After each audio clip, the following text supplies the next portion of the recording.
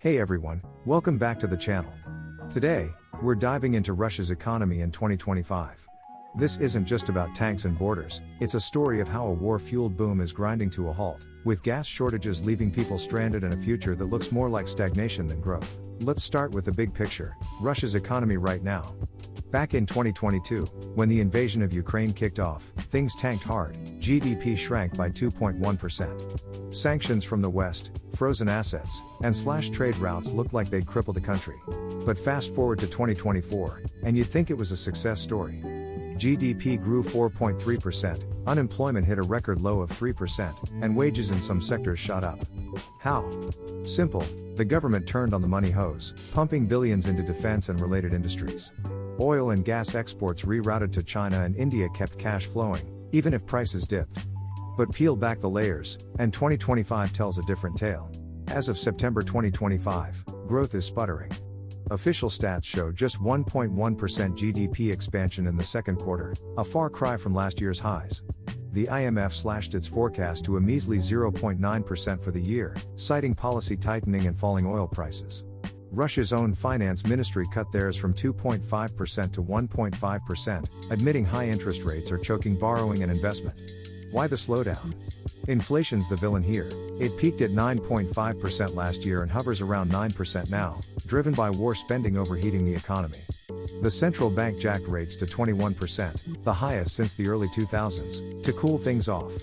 Sure, it tamed inflation a bit, down to about 4.8% in Q2, but at what cost? Businesses can't get loans, consumers are pulling back, and retail sales growth dropped to 2.2% in February. Then there's the inequality baked in. Moscow's buzzing, it's home to 90 billionaires, up 16 from last year, and contributes 20% of GDP thanks to tech and services. Labor productivity there is 2.5 times the national average. But out in the regions? It's a different world. War bonuses flood poorer areas with cash for recruits, but everyday folks see real wages stagnate at 3.1% growth this year, down from 8% in 2024.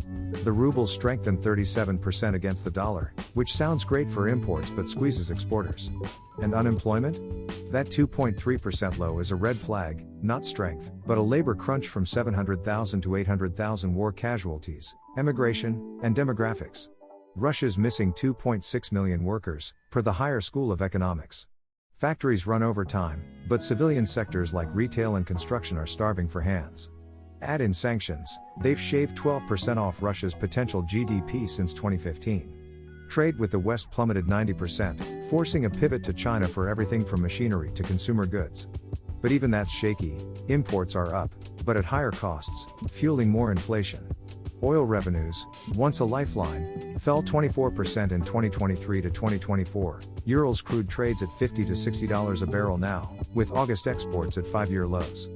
The budget's in deficit at 1.7% of GDP, and the National Wealth Fund, Russia's rainy day piggy bank, is down 2/3. In short, the current setup is like revving an engine with no oil. It's moving, but it's overheating and about to seize.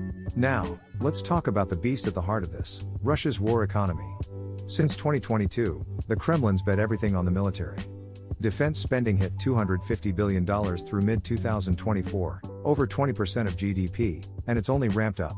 In 2025, it's a post-Soviet record, 6.3% of GDP, or 13.5 trillion rubles, $145 billion, up 25% from last year. That's 40% of the total budget, dwarfing education, health, and social programs combined.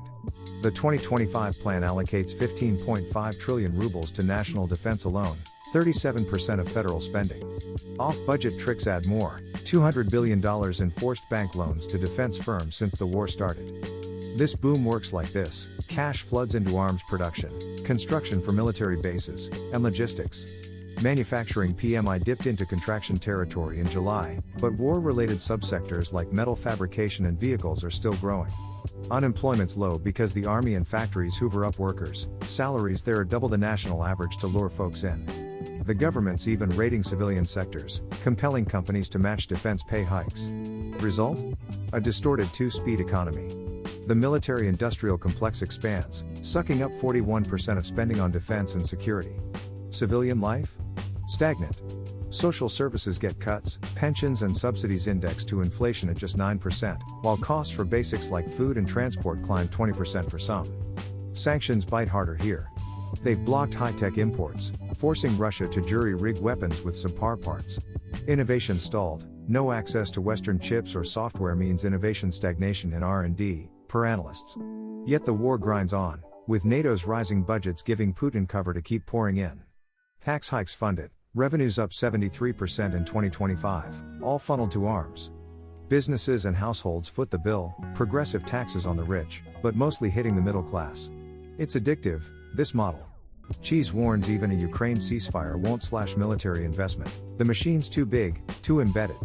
Russia's poured so much into tanks over tech that long-term growth potential's eroded, down to 1% annually from pre-war 1.5%. It's growth on steroids, but the crash looms when the drugs wear off. Speaking of crashes, right now, in September 2025, Russia's facing a full-blown fuel crisis that's exposing the war's homefront cracks. Gas stations from Vladivostok to Crimea are dry, with lines stretching kilometers. Prices?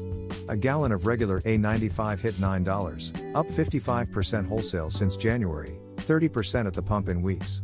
In Moscow suburbs, taxi drivers like said, a migrant scraping by, report jumps from 45 to 60 rubles a liter. Shortages hit 20 regions: Primorye, Zaporizhia under occupation, Chukotka in the far east, even central spots like Ryazan and Samara. Small stations rationed by coupons, big chains prioritize their own pumps. What's causing it? Ukraine's drone campaign, a game changer. Since August, swarms have hammered refineries, knocking out 17 to 20% of capacity. Hits on Ryazan, Saratov, Novokuibishevsk, and Kiev in Leningrad, Russia's third largest, now at 75%, mean no shipments for weeks. The Saratov refinery, pumping 20 types of fuel, went up in flames September 16. Cumulative damage: 5 shutdowns in August, 4 more in September. It's not random. Ukraine's targeting the heart units that turn crude into gasoline and diesel. Effects ripple fast. Sales on the St. Petersburg exchange plunged 21.7% for A92 on September 18, a 2-year low. Exports? Banned until October 31 to hoard for home. Harvest season piles on. Farmers guzzle fuel in September to October, but logistics snag it further. Threats to fuel trains in occupied areas. For average Russians, it's pain. Transport costs up 30%, hitting commuters, truckers, and ag workers. Taxis idle. Food prices spike as harvests delay. The army? Logistics strain, though not critical yet. Moscow downplays it, vacation demand or maintenance, but state media's admitting shortages openly. Reuters traders call it very bad, deteriorating. If drones keep coming, and they will, rationing's next. It's a vulnerability Putin can't hide. Russia's an energy giant, yet its people queue for gas like it's 1991. So, what's next? The future's a foggy mix of stagnation and risk. Official forecasts: 1.2% growth in 2025, per central bank analysts, then 1 to 2% in 2026. But many see worse. IMF, 0.9% this year, 1% in 2026. Economists like Vladislav Inozemtsev predict contraction, minus 0.5% to minus 1.2% in 2025, the first drop since 2022. Economy Minister Maxim Reshetnikov called it on the brink of recession in June. Technical recession already hit Q1, first contraction since 2022, and Q2 was near zero. Scenarios vary. Base case: stagflation.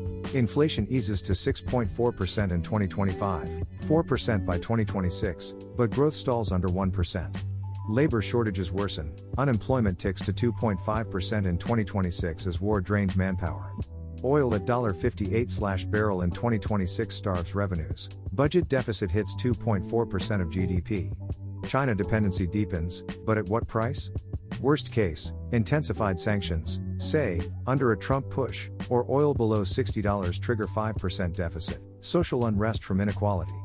Harvests flop from fuel woes, bad weather, GDP dips negative. Harvest 2025's already a disaster, per experts, revealing war fragility. Best case? Ukraine peace deal frees up military cash, redirect to civilian tech, health. But even optimists like Spursib see 2.5% average through 2027, cumulative 7.7%. Buffett pegs 1% in 2026 to 2027.